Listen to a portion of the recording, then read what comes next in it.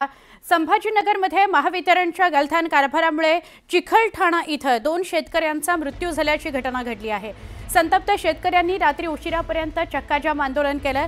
जबाबदार व्यक्तीवर कारवाई करावी असं लिखित आश्वासन मिळालं आणि मग चक्काजाम आंदोलन मागे घेण्यात आलं। आज दुपारी 12 वाजेपर्यंतचा वेळ शेतकऱ्यांनी दिला आहे, नाहीतर पुन्हा शेतकरी रस्त्यावर उतरणार आहेत। मयत कचरू आणि किरण दहीहंडी काका पुतण्या आहेत। मयत कचरू आणि किरण दहीहंडी असं त्यांचं नाव आहे। काका पुतणे आहेत हे। आर्थिक मदत आणि महावितरणच्या अधिकाऱ्यांवर गुन्हे अशी शेतकऱ्यांची मागणी आहे। आमचे प्रतिनिधी सिद्धार्थ गोदाम यांच्याशी बोलूया। सिद्धार्थ, काय अधिक माहिती? सगळे शेतकरी, सगळे स्थानिक नागरिक आक्रमक झालेले दिसतात। निश्चित सुवर्ण अत्यंत संतापजनक घटना आहे। पोल पडला 1.5 महिन्याआधी आणि त्याची खबर देऊन सुद्धा एमएससीबीचे अधिकारी 1.5 महिना तिथं फिरकले नाही आणि त्या ठिकाणी निष्पाप 2 शेतकऱ्यांचा बळी गेलेला आहे। निश्चितपणे शेतकऱ्यांचा संतप्त होता। रात्री 12-1 पर्यंत त्यांनी आंदोलन केलं, तर सरकारने त्यांना आश्वासन दिलेलं आहे। आता 12च्या आत ते आश्वासन पूर्ण नाही झालं तर पुन्हा ते आंदोलनावर उतरणार आहेत। नेमकं झालंय काय हे सांगण्यासाठी आपल्या सोबत गावचे सगळे शेतकरी आहेत। दादा, काय झालं होतं नेमकं आणि एमएससीबी कसं चुकीचं ठरलं? काय झालं, जे पाठीमागे जे अवकाळीचा पाऊस आला ना, त्याच्यामध्ये जी लाईट होती, पॉवरफुल लाईट होती, ती लाईट पडली, तार पडला। तर शेतकऱ्यांनी त्यांना अर्ज केला, फोन केला आणि व्हॉट्सअप सुद्धा केला, व्हिडिओ केला की बाबा ही तार पडलेली इथं, तर तुम्ही तेवढी तार बाजूला काढा। तर त्यांनी त्याची काही काळजी घेतली नाही। तर स्वतः मग शेतकऱ्याला तर आता पेरणीचा वेळ आहे सर, त्याला काही ना काहीतरी पर्याय करावाच लागणार आहे। मग त्यांनी स्वतः काय केलं माहिती का, थोडं त्याला सरकण्याचा प्रयत्न केला, तर त्याच्यामध्ये त्याला ओढलं त्या लाईननी।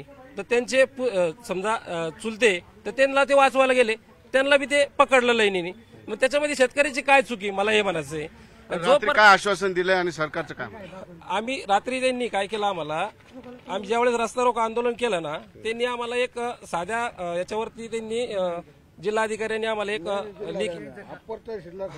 आश्वासन दिलं 12 वाजेपर्यंत आम्ही तुम्हाला सगळं उद्या तुमची प्रोसेस करून शेतकऱ्याच्या खात्यावरती। पण आता प्रशासनाचं कोणी आलंय? कोणीच नाही, काहीच नाही, त्यांची काहीच नाही। ते आलेले आहे त्यांचे, पण ते आमच्यावर दबाव टाकताय।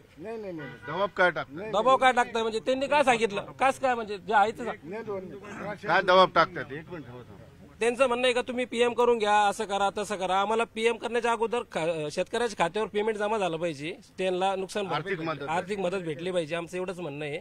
आणि जे अधिकारी आहे त्यांच्यावर गुन्हे दाखल झाले पाहिजे। तार काढली का नाही? आणखी नाही, अजून नाही काढली, अजून 1.5 महिना झाला तशीच पडलेली ना, आज बी तशीच आहे। 2 जीव गेले तरी तार नाही काढली, ते आणखी नाही काढली। एमएससीबी आणखी आले नाही, कोणीच नाही आला आणखी। खूप छोटे छोटे मुलं आहे त्याचे, अजून कोणीच नाही आलं तिथं, तार तशीच पडेल। लाकडाने बाजूला काढून बॉडी आम्ही घरी इथं घेऊन आलो। डीपी सुद्धा शेतकऱ्यांनीच बंद केली। डीपी सुद्धा शेतकऱ्यांनी बंद केली। डीपी स्वतः शेतकऱ्यांनी बंद करून ते बॉडी लाकडाने बाजूला केली, उचलून आम्ही घरी आणि पोलीस प्रशासनाने थोडं आम्हाला मदत केली। बाबा अँब्युलन्स स्वतः आम्ही बॉडी अँब्युलन्स पण नाही, अँब्युलन्स सुद्धा जातो की स्वतः ट्रॅक्टर टाकले, सर्व शेतकरी बांधून टाकले सगळे ट्रॅक्टर मध्ये। पीआय साहेब होते ना एमआयडीसीचे। निश्चित बघितलं सुवर्ण, या ठिकाणी शेतकऱ्यांच्या भावना संतप्त आहेत। निश्चितपणे या ठिकाणी एमएससीबीचा गलथान कारभार आहे। 1.5 महिना तार पडलेली होती, वारंवार शेतकऱ्यांनी तक्रारी केल्या, ती तार बाजूला केली गेली नाही आणि त्यानंतर मात्र पेरणीसाठी शेतकरी घरी बसू शकत नाही। काही जरी झालं तर त्याला पेरणी करावी लागते आणि त्या पेरणी करण्याच्या प्रयत्नामध्ये हे 2 हकनाक काका पुतणे या ठिकाणी बळी गेलेले आहेत। आता शेतकऱ्यांची रास्त मागणी आहे, त्यांना आर्थिक मदत भेटली पाहिजे आणि जबाबदार एमएससीबीच्या अधिकाऱ्यांवर गुन्हे दाखल झाले पाहिजे। अजूनही ती तार त्या ठिकाणी पडलेली आहे, अजूनही शेतकऱ्यांचे बळी त्या ठिकाणी जाऊ शकतात। अत्यंत शेतकऱ्यांचा संताप आपण समजू शकतो, त्यांच्या सोबतचे सवंगडी त्या ठिकाणी गेलेले आहेत। एमएससीबी त्या ठिकाणी जायला तयार नाही आणि राज्य सरकार आर्थिक मदत द्यायला तयार नाही, त्यामुळे शेतकरी सुद्धा हे मागे हटायला तयार नाही।